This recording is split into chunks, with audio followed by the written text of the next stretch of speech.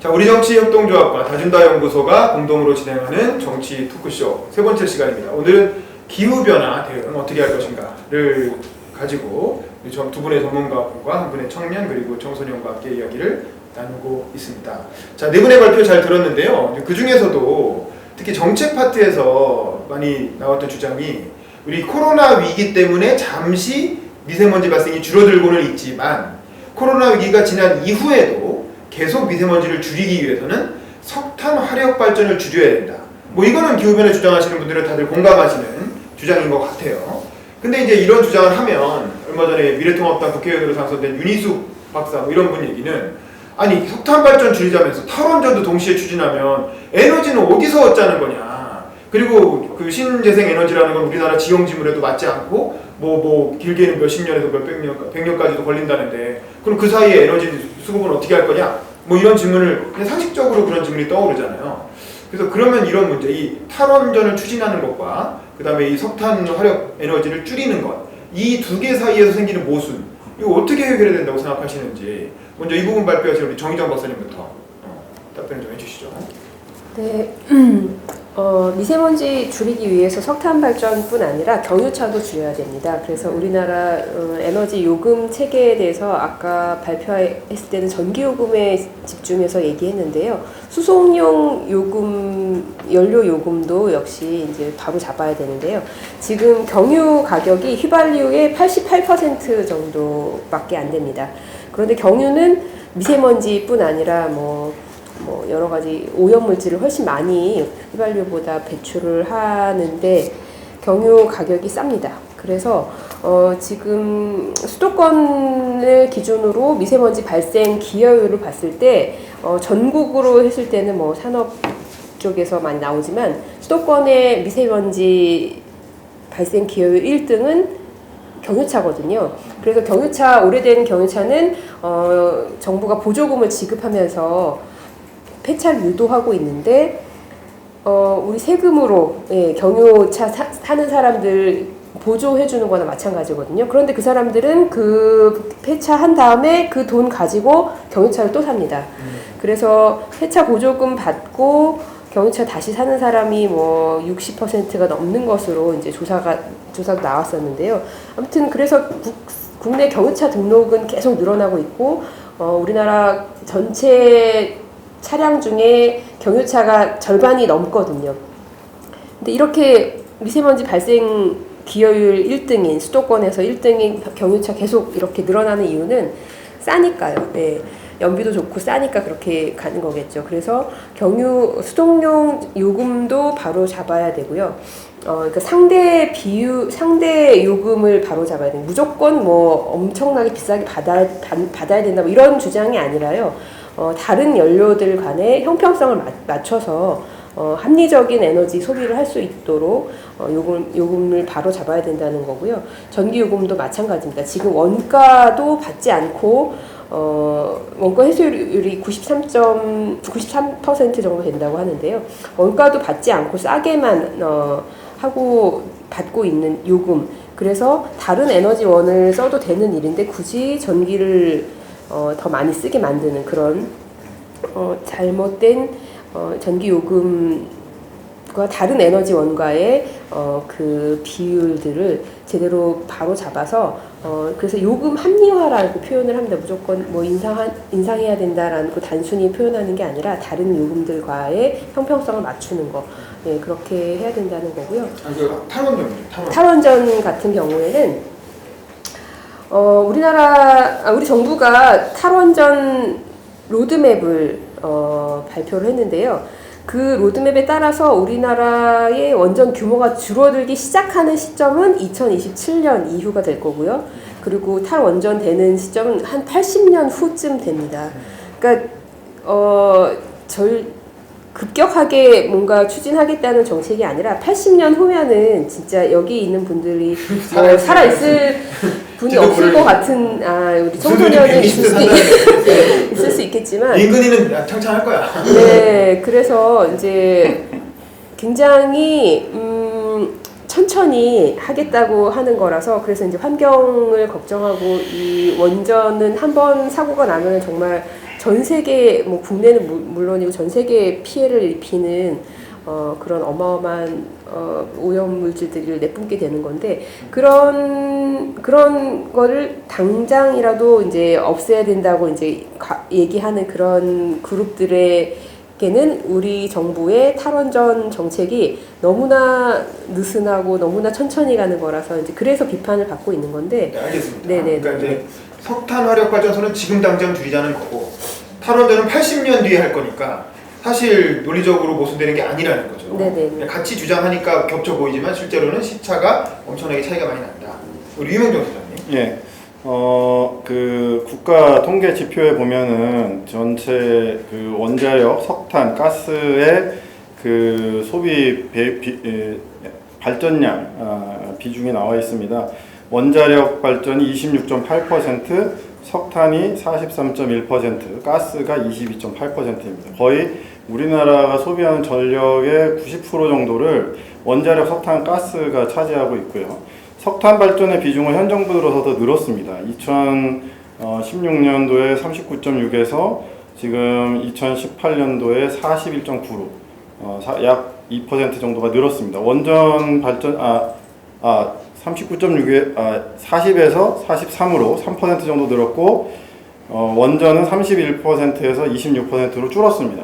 그러니까 지금 석탄 발전과 원자력 발전을 원전을 줄이면 석탄 발전량이 늘어나는 그러한 현상이 지금 일어나고 있는 것이고요. 그리고 이제 신재생 에너지 비율은 약 2% 정도 늘었습니다. 그러니까 신재생 에너지 2% 늘고 석탄 발전 3% 늘리면서 원자력 에너지를 줄였습니다. 그러면 미세먼지 발생을 일으키는 에너지원은 사실은 석탄 발생이거든요. 그러니까 사실 기후변화 이슈에 원전보다도 더 사실은 석탄 발전 비율을 줄여나가야 되는데 원자력 에너지 비율을 너무 과도하게 낮추면서 이 부분이 신재생 에너지 비율이 공격적으로 따라가지 못하니까 결국 석탄 발전 늘린 겁니다. 그러니까 우리나라가 지금 사실은 이 정책 자체가 생각보다 이미 모순적으로 작동을 하고 있다는 증거라고 볼 수가 있겠습니다. 그래서 결국은 석탄 발전과 원자력을 동시에 줄이는 것은 불가능하다는 것이 통계적으로 이미 입증이 됐고요. 중요한 것은 그러니까 어떻게 하면 신재생 에너지 비율을 늘리면서 석탄 에너지를 줄여나갈 것이냐. 이 부분이 저는 관건이라고 봅니다. 그러니까 원전은 사실 그냥 지금 상태에서 동결 정도로 가면 됩니다. 그리고 안전하게 이렇게 관리할 수 있는 폐기물을 안전하게 관리할 수 있는 후처리 산업을 빨리 발전시켜가지고 안전하게 폐기물을 관리할 수 있는 산업 쪽으로 몰아야 되고요. 그러면서 신재생 에너지 부분에 대한 인센티브를 많이 늘려야 됩니다. 근데 지금 한전이 계속적으로 적자를 보고 있기 때문에 사실 태양광 에너지에 대한 이 투자가 제대로 이루어지지가 않아요. 정부 보조금이 필요하거든요, 사실은. 그래서 이제 이 민간에 있는 친환경 발전 사업자들이 수지가 안 맞아 더 이상 늘어나지가 않고 있는 상황입니다. 결국 정부 정책이 겉으로는 친환경을 얘기를 하지만 실제로는 신재생 에너지 부분에 투자를 안 하고 있다는 거거든요. 그것은 사실 한전 독과점 문제랑도 사실 연동이 되어 있습니다. 전력 산업이 경쟁 체제가 아니라 한전과 자회사의 어떤 독점 체제가 있는 부분이 사실 조금 영향이 있습니다. 왜냐하면 민간에 있는 신재생 전력 발전 사업자들이 자유롭게 이 시장에 들어갈 수 있도록 해야 되는데 엄청난 전기요금 규제와 보조금 정책으로 묶여있기 때문에 민간에서 태양광 산업을 하려고 해도 안 되는 부분이 있다는 것이죠. 그래서 저는 이 부분을 해결해야 되고, 그리고 이 부분을 해결하기 위해서 굉장히 중요한 부분은 개통 부분을 해결해야 됩니다. 개통. 이게 우리나라의 에너지가 전부 다 석탄, 화력은 서해안, 원자력은 동해안에서 쫙 송전을 엄청나게 길게 하거든요. 이 송전, 근데 친환경은 분산 개통이에요. 태양광 있는 데서 이렇게 연결시키면 됩니다. 분산 개통을 활성화시키면은 사실은 이 친환경 쪽에 대한 그리고 한전에 대한 비중을 조금 낮추면서 효율적으로 할 수가 있습니다. 그래서 이 도시 단위, 광역 단위, 도시 단위의 어떤 개통, 분산 개통을 조금 더 정책적으로 장려하면서 나가면 이제 신재생 에너지 활용률이 더 늘어날 수 있다.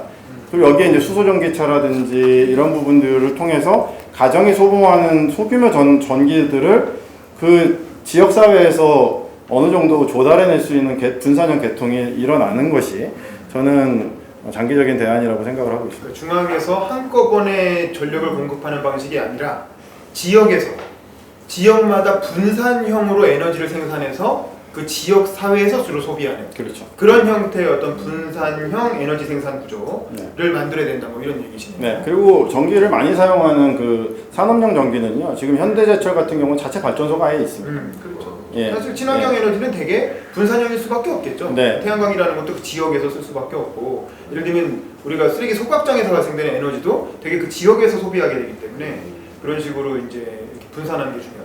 자, 그럼 이게 이제 뭐랑 연결되냐면 전기요금하고 연계가 되거든요. 그러니까 사실 발표자분들은 다들 국민들이 전기요금 인상 받아들일 거다. 국민들이 뭐 70%가 찬성한다, 80%가 찬성한다, 뭐 그렇게들 말씀을 하시는데 정말 그럴까? 이 코로나 위기 상황에서 일시적으로는 뭐 그럴 수 있을지 모르나, 이게 어떤 미세먼지가 심각할 때 일시적으로 그렇게 느낄지 모르나, 이게 정치권 입장에서는 실제로 전기요금 인상이랑 카드를 던진다는 게, 우리 그렇잖아요. 택시 요금 뭐 100원, 버스 요금 100원, 전철 요금 100원만 올라도 그 민심이 엄청나게 요동치는 게 막 느껴지고, 뭐 그래서 사실은 함부로 감히 못 하잖아요. 그게 부담스러운 이슈, 뭘 올린다는 건 되게 기본적으로 부담스러운 이슈고, 이건 올리면 전 국민이 다 해당되는 거라 쉽지 않은데, 과연 정치권이 고양이 목에 방울 다는 거잖아요. 전기요금 올려야 된다는 건 다 알아요. 이제 사실 우리나라 전기요금, 카페 가면 뭐 충전기 아무데나 다 꽂아갖고 핸드폰 다 충전하잖아요. 해외에선 이거 충전하려고 그러면 돈 내라 그러거든요. 이거 전기요금 비싼데 왜 네가 꽁으로 먹냐. 근데 우리는 그러지 않고 누구나 다 자기 충전기 갖고 와서 아무데나 꽂아갖고 다 충전한단 말이에요. 왜냐면 그만큼 전기요금이 싸기 때문에 그러는 건데, 이거를 현실적으로 좀 합리화하는, 아까 정 박사님 말씀하신 대로 합리화하고 조정할 필요가 있습니다. 있는데, 이 고양이 목에 방울을 누가 다냐 이거지. 이 전기요금 올리면 지지율 떨어질 텐데 특히 이번 정부처럼 이렇게 지지율을 중시하는 정부에서 지지율 부자잖아요. 지지율이 너무 높아서 조금이라도 떨어질까 봐 걱정하는 이런 정부에서 과연 전기요금 인상이라고 하는 카드를 던질 수 있겠느냐. 그럼 이걸 던지려면 어떤 조건 혹은 어떤 상황에서 이게 가능할 것인지 좀 한번 생각을 해보시는 게, 이건 홍 대표님 혹시 생각해 보신 게 있으신가요? 어떻게 하면 국민들이 전기요금 인상을 좀 합리적으로 받아들일 수 있을 거라고 생각을 좀 하시나요, 혹시? 저는 일단 그 친환경 교육 과정이랑 좀 비슷한 것 같은데요.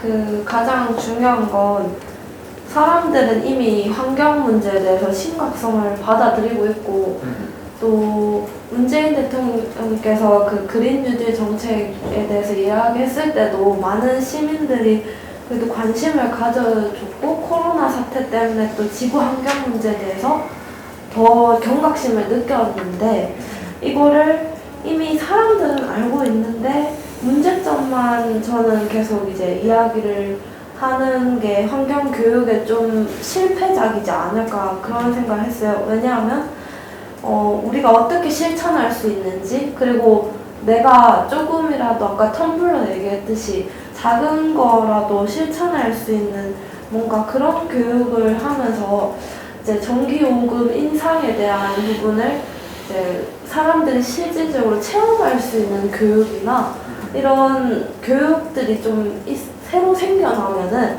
사람들이 실천해보고, 아 이거는 진짜 인상을 해도 정말 적절한 시기에 맞다라는 걸 경험을 하면 분명히 사람들은 아 나도 저 정책을 따르겠다라고 할 사람들이 늘어날 것 같다는 생각이 들었거든요. 교육으로 해결하자. 만병통치약이죠. 뭐 어려우면 교육으로 해결하자. 네, 어쨌든 우리 송 학생 어떻게 생각해요? 선생님 학생은?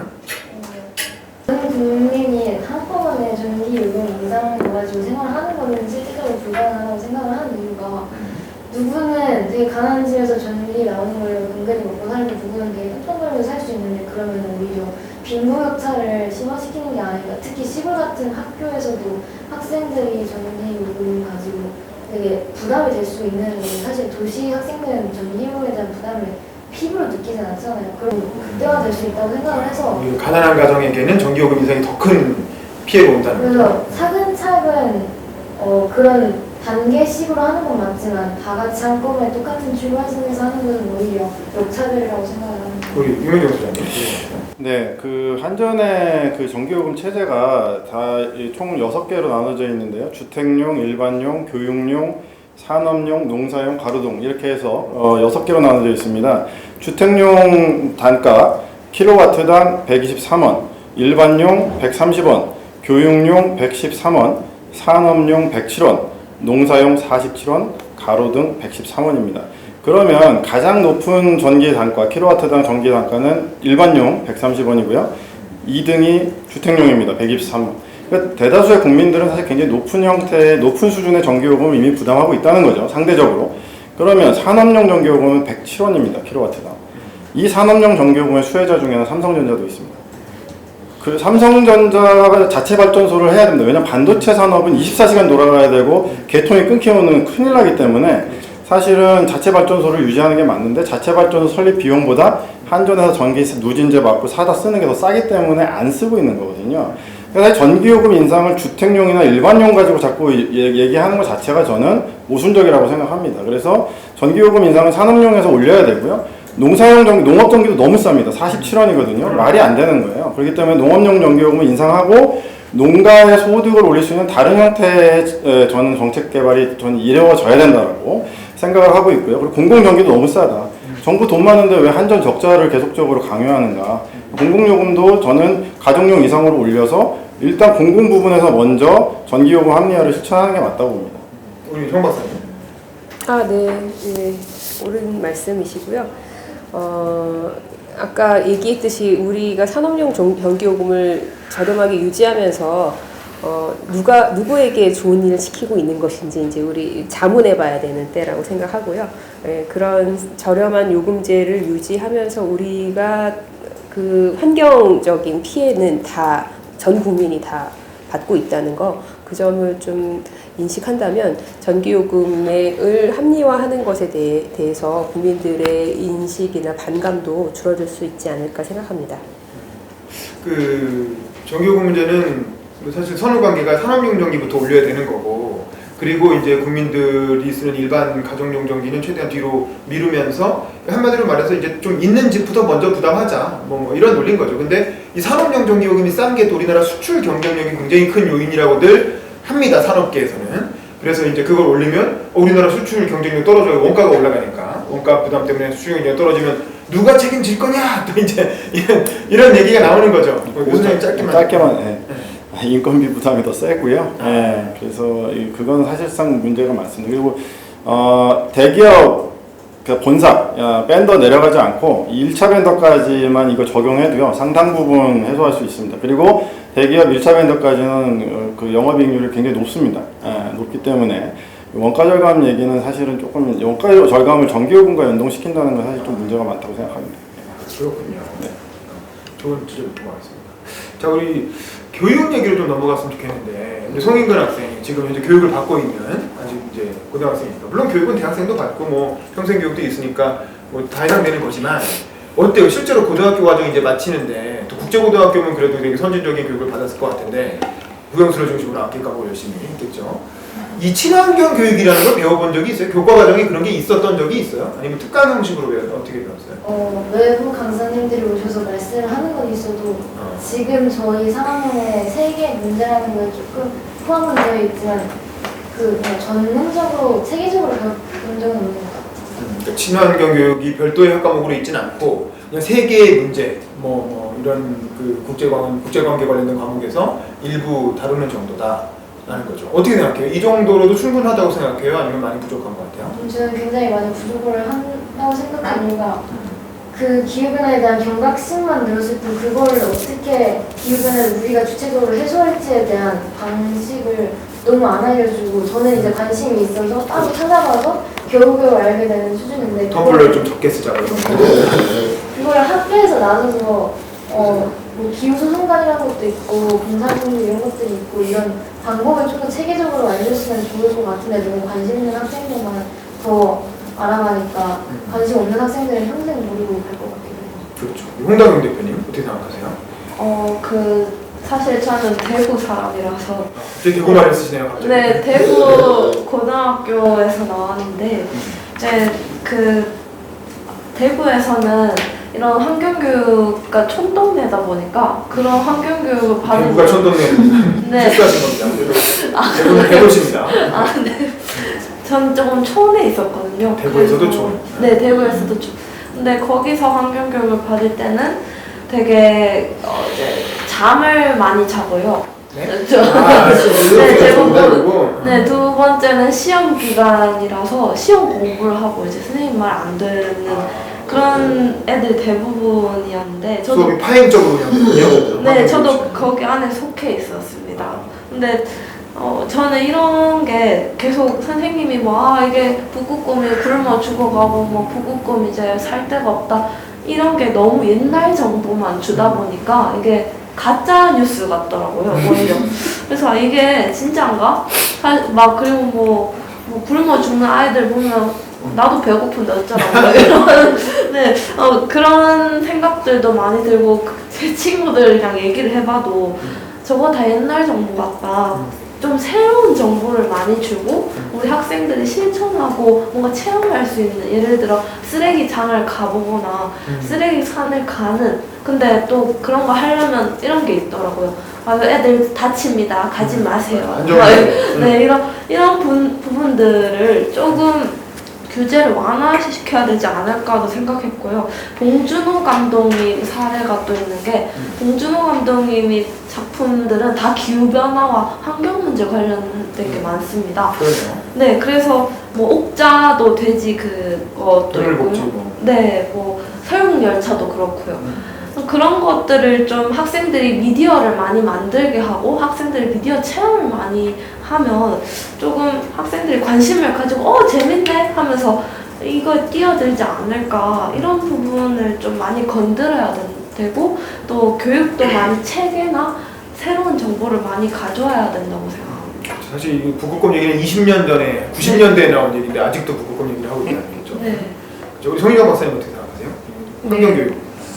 네, 환경교육 정말 중요합니다. 그리고 조금씩 변화하고 있는 것도 느껴지는데요. 기후변화의 피해자가 단지 북극곰이나 펭귄 등이 아니라 바로 우리 자신이고 그리고 또 우리가 가해자이기도 하다는 인식을 해야 할 것 같은데요. 제가 기후변화의 피해자가 바로 우리 자신이고 내가 죽을 수도 있고 이런 사례 중에 이제 대표적으로 얘기를 많이 하는 사례가 어떤 게 있냐면 그 경주 마우나 리조트 사건인데요. 예, 100년 넘게 기상 관측을 했는데 그 지역에 그렇게 눈이 많이 온 적이 없었어요. 최장 기간 최대 폭설량이 이제 쏟아졌는데 그때 어느 대학에 신입생 환영회가 열리고 있었던 체육관에 열리고 있었는데 그 체육관이 무너져 내렸죠. 그래서 신입생들이 을 포함해서 10명이나 죽었었는데요.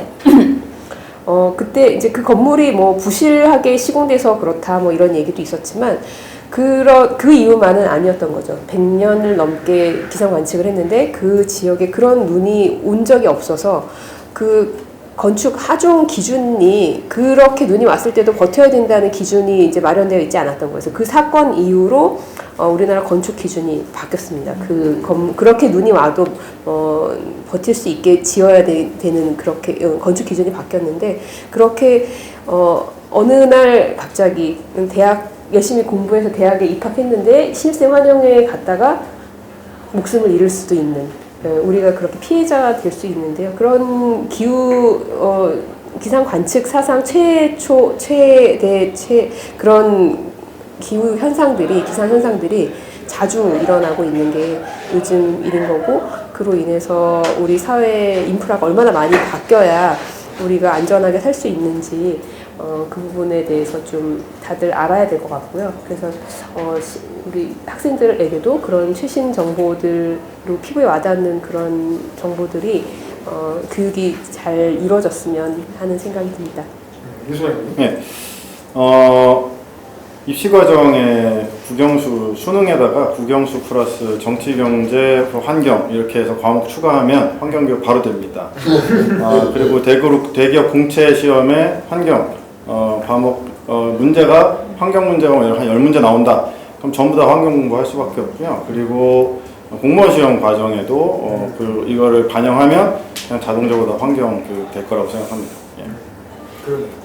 저는 사실은 환경교육에 대해서 환경교육만을 지금 늘린다고 되는 문제가 아니고 교육 체계 전반을 한번 흔들어야 되는 문제다.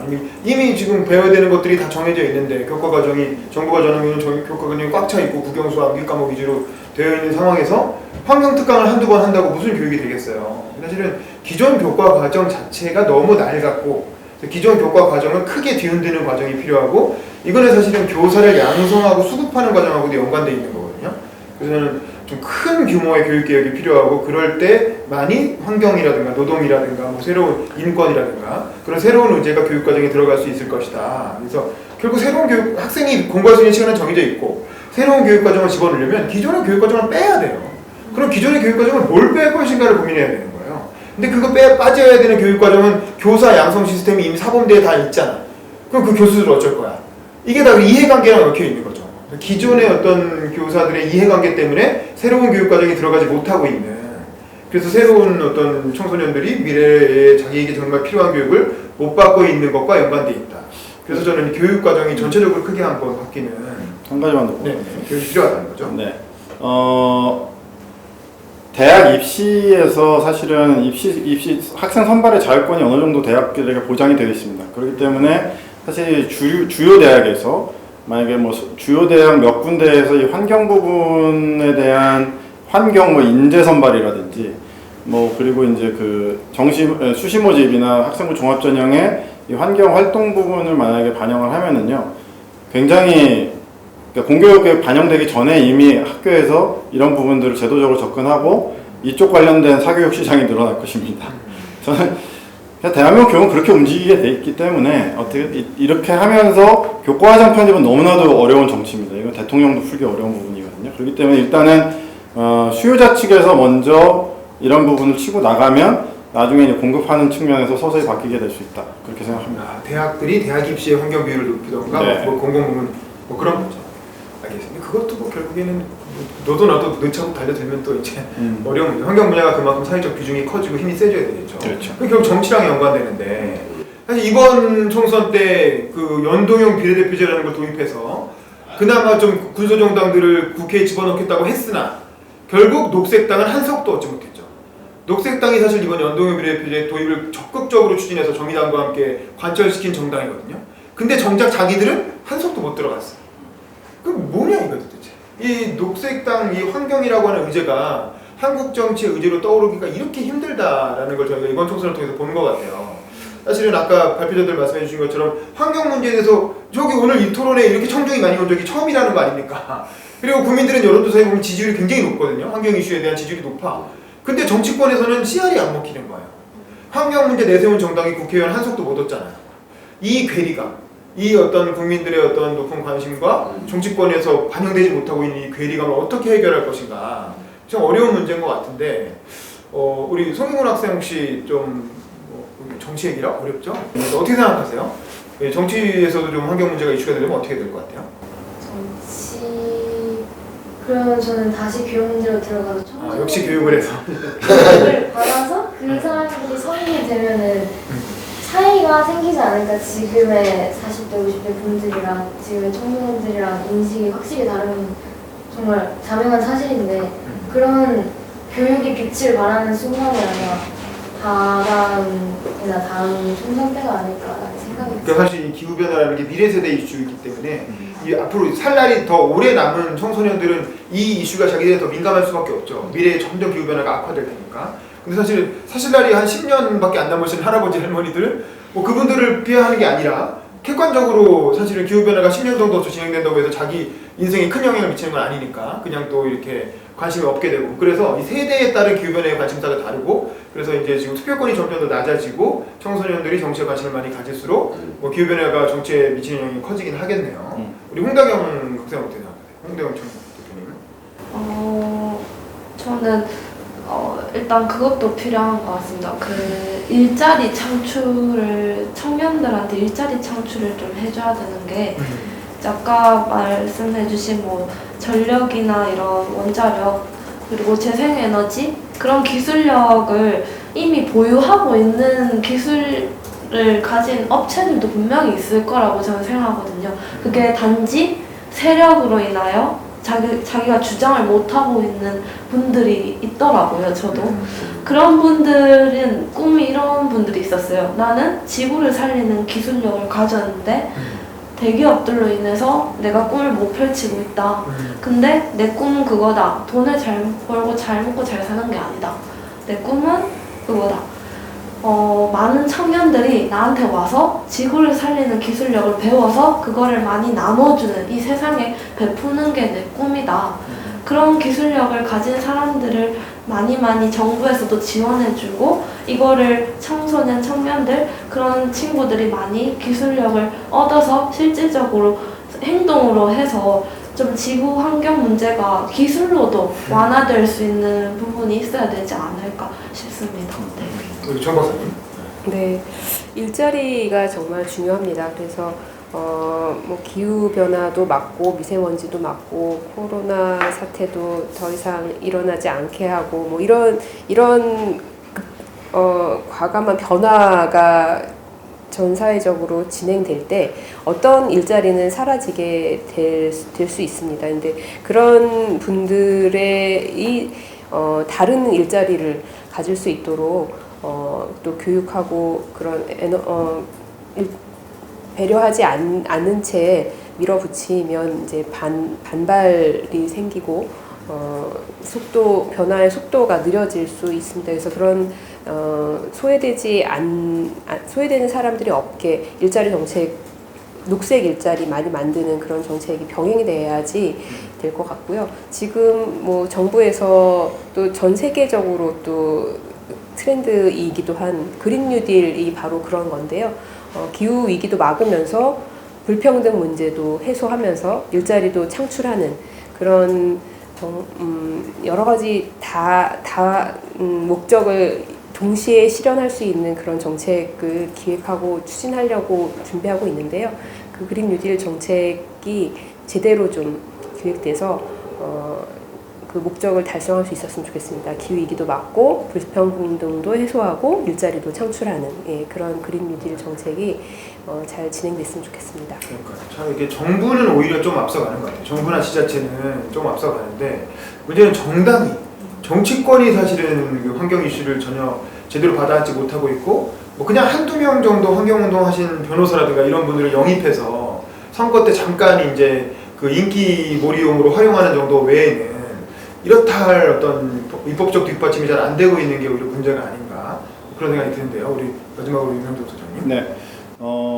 녹색당 말씀을 한 번 더 드리자면 녹색당은 정당 색깔이 너무 레디컬한 정당으로 이미지가 돼버렸기 때문에 그리고 환경운동이 지금 사실 레디컬 환경운동으로서는 전 국민적인 그 정치적 지지를 받을 수가 없습니다. 그래서 환경 이슈는 레디컬 이슈가 아니라 제너럴 이슈로 가야 되고 제너럴 이슈로 가면 정책들을 주요 정당에서도 받을 수 있고 가야 됩니다. 그리고 녹색당의 패착은 싱글 이슈를 좀 더 대중적으로 제너럴 이슈로 부각시키는데 실패했고 거기다가 젠더 이슈는 상당히 민감한 문제인데 거긴 더 레디컬하거든요. 녹색당이 신지혜가 떠오르잖아요. 네, 그러니까 녹색당은 신지혜 씨가 떠오르. 젠더 정당으로 사실은 인정이 되기 때문에 정책 어젠다 세팅에도 실패했고 그리고 환경 이슈를 제너럴하게 부각시키지 못하는 실패가 있다고 생각을 합니다.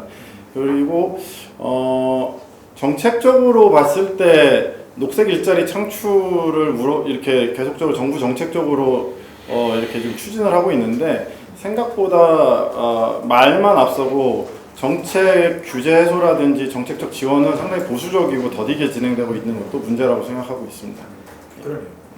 자, 뭐 우리 정치 모임과 다준다 연구소가 공동 주최한 그 정책 토크쇼 오늘은 기후 변화 대응 어떻게 할 것인가를 놓고 전문가와 청년 학생의 이야기를 들어봤는데요. 뭐 하루아침에 쉽게 해결된 문제는 아니지만 사실 오늘의 분위기도 그렇고 관심이 뜨겁다는 것을 알 수 있었던 것 같아요. 그래서 저희가 이 문제에 대해 관심을 가지고 해결 방안을 찾는 노력을 진지하게 해봐야 되겠다. 뭐 그런 생각이 듭니다. 자, 오늘 토론회는 여기서 마치겠습니다. 감사합니다. 고맙습니다.